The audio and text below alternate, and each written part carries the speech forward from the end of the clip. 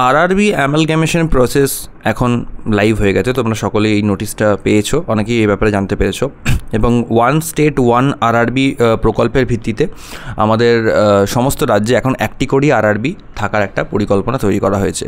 এবার সরকারের এই যে সিদ্ধান্ত এবং তাতে করে আমাদের পরবর্তী সময়ের রিক্রুটমেন্টে কী এফেক্ট পড়বে সেই ব্যাপারগুলো সম্বন্ধে আমরা আজকে আলোচনা করব। নমস্কার বন্ধুরা, আমি নীলাঞ্জন, ব্যাঙ্কিং মেন্টর চ্যানেলে তোমাদের সকলকে স্বাগত জানাই। তো প্রথমত ওয়ান স্টেট ওয়ান আরআরবি ব্যাপারে যারা জানো না তাদেরকে একটু জানিয়ে রাখি।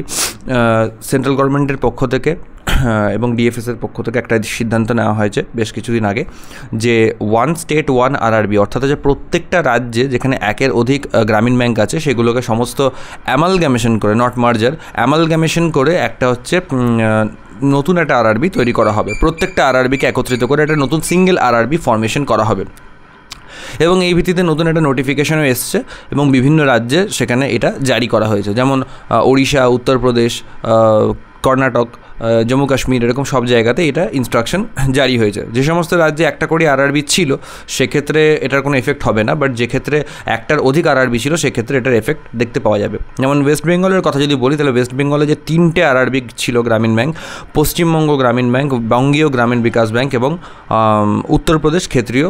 উত্তরবঙ্গ ক্ষেত্রীয় গ্রামীণ বিকাশ ব্যাংক।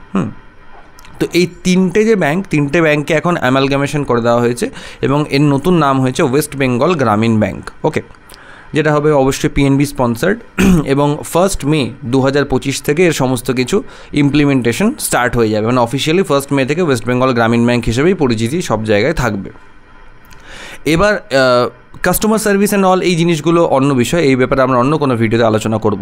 আজকে আমরা পুরো ফোকাসটা রাখবো অ্যাসপিরেন্টসদের উপর, যারা আইবিপিএস এক্সামের থ্রুতে গ্রামীণ ব্যাংকে চাকরির জন্য প্রিপারেশন করছে বা চাকরির কথা ভাবছে, তাদের জন্য এই অ্যামালগামেশনের এফেক্ট কী হতে পারে। তো নাবার্ড থেকে রিসেন্টলি একটা লেটার বা একটা নোটিশ জারি করা হয়েছে, সেটার আমি ডিসক্রিপশানে আমি ওটাকে দিয়ে দেবো, অ্যাটাচ করে দেবো, সেখান থেকে তোমরা দেখতে পারো, বা আমাদের যে টেলিগ্রাম গ্রুপ আছে সেখানেও দিয়ে দেবো। তো সেটা তোমরা নিজেরাও পড়তে পারবে। মোদ্দা কথা সেখানে যেটা বলা হয়েছে যে প্রমোশন প্রসেস যেটা আছে বা ম্যান পাওয়ার রিকোয়ারমেন্টের যে ক্যালকুলেশন, সেইটার জন্য একটা ওরা নির্দেশনামা জারি করেছে এবং বলা হয়েছে যে লেটেস্ট ফাইন্যান্সিয়াল ইয়ারের যা কিছু মানে ম্যান পাওয়ার রিকোয়ারমেন্ট আছে সেটা তখনই করা সম্ভব যখন ট্রান্সফারি আরআরবি, অর্থাৎ নতুন যে আরআরবি তৈরি হচ্ছে তার প্রপার অডিট যখন কমপ্লিট হবে এবং সেই অডিট রিপোর্ট যখন হচ্ছে মানে উপর মহলে লোকজনদের দ্বারা মানে কি বলবো অনুমোদন করা হবে, সমস্ত কিছু কমপ্লিট হবে। তারপর ততদিন পর্যন্ত যে সমস্ত আরআরবি, এই 3টে আরআরবির মধ্যে বা অ্যামালগামেশনের অল ওভার যত আরআরবি আছে তাদের মধ্যে যে প্রমোশনের প্রসেসটা চলছে সেই প্রমোশনের প্রসেসটাকে হল্ট করার একটা ইনস্ট্রাকশন দেওয়া হয়েছে।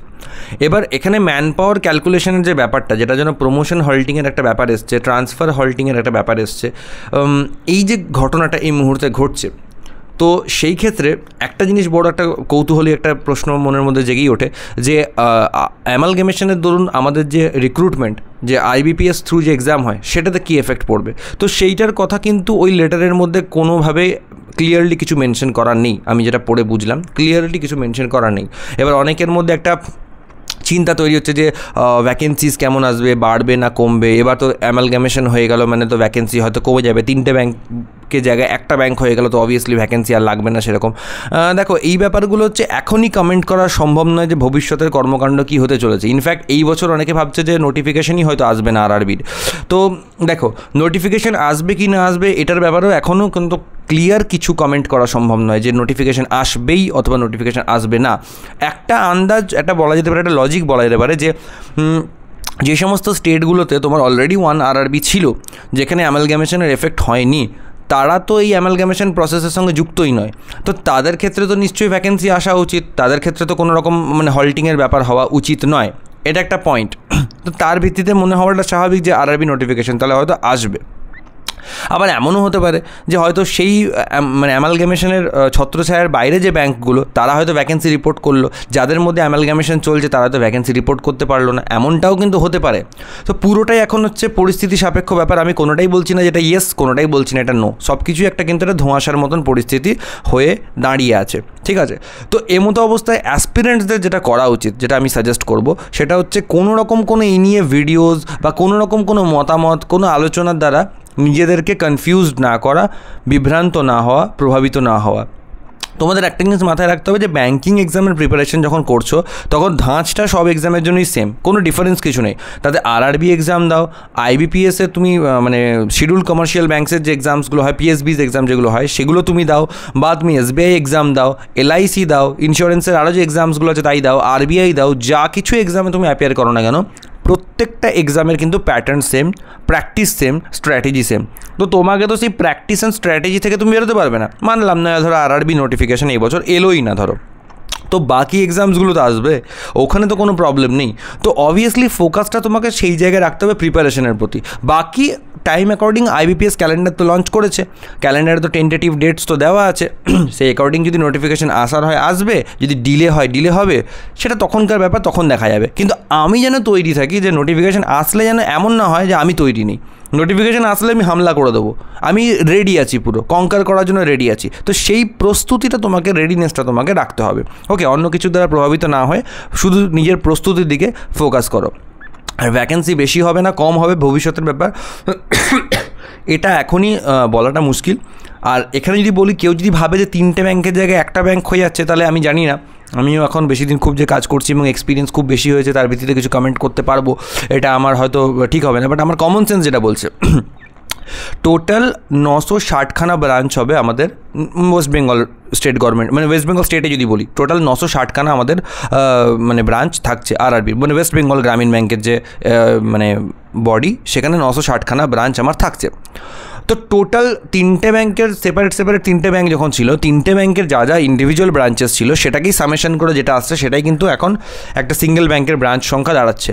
তো ব্রাঞ্চ সংখ্যা সেমই থাকছে, এমন নয় যে কোনো ব্রাঞ্চ ক্লোজ হয়ে যাচ্ছে, ব্রাঞ্চ সংখ্যা সেমই থাকছে, তার মানে ম্যান পাওয়ার রিকোয়ারমেন্টে কিন্তু সেমই থাকছে।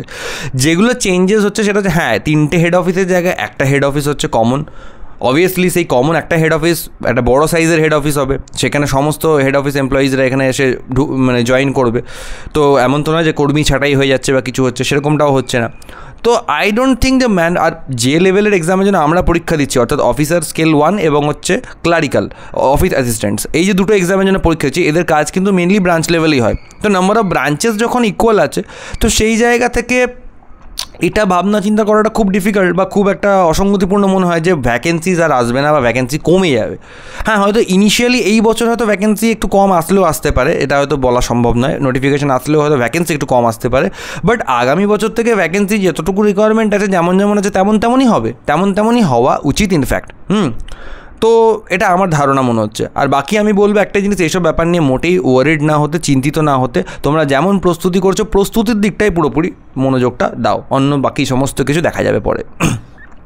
আর যারা নতুন ব্যাঙ্কিংয়ের প্রিপারেশন স্টার্ট করছো তাদের জন্য বলে রাখি, তোমরা অনেকেই হয়তো জানো বা জানিয়ে রাখি যে আমি ব্যক্তিগতভাবে কোয়ান্টস এবং রিজনিংয়ের অনলাইন ক্লাসেস করিয়ে থাকি, ঠিক আছে। আমার দুটো ব্যাচ আছে, কোয়ান্টস 1.0, রিজনিং 1.0। তো তোমরা নতুন যারা একদম ফাউন্ডেশন লেভেল থেকে পড়াশোনা করতে চাইছো, বা যাদের ফাউন্ডেশন রেডি হয়ে আছে মেন্স লেভেল প্র্যাকটিসের জন্য চাইছো, বা প্র্যাকটিস ব্যাচ হিসেবে চাইছো, তারাও জয়েন করতে পারো। ডিফারেন্ট স্লটস ম্যানেজমেন্টের ব্যবস্থা আছে এবং সেখানে যার যেমন রিকোয়ারমেন্ট সেই হিসেবে তাকে স্লট অ্যাসাইন করে দেওয়া হবে। তো তোমরা যদি ইন্টারেস্টেড থাকো, আমাকে আমার হোয়াটসঅ্যাপ নাম্বার আমি ডিসক্রিপশনে দিয়ে রাখছি, সেখান থেকে আমার সঙ্গে হোয়াটসঅ্যাপে ডাইরেক্ট যোগাযোগ করতে পারো। এছাড়াও টেলিগ্রাম গ্রুপের লিঙ্ক আমাদের ডিসক্রিপশনে দেওয়া থাকবে, সেখানে জয়েন হতে পারো। সেখানে আমরা ইউজফুল কন্টেন্টস, পড়াশোনার জন্য যেগুলো দরকার সেগুলো শেয়ার করে থাকি, প্রয়োজনীয় ডিসকাশনস করে থাকি। ওকে, তো আশা করছি তোমরা সকলেই এই ভিডিও থেকে কিছু জানতে পারলে, কিছু পজিটিভ জানতে পারলে এবং পজিটিভ মাইন্ডসেট নিয়ে প্রস্তুতিকরণ চালিয়ে যাও। প্রস্তুতি ছেড়ে দেওয়ার বা প্রস্তুতি বন্ধ রাখার কোনো কারণই আমি দেখি না। তোমাদের জন্য অনেক শুভেচ্ছা, বেস্ট অফ লাক।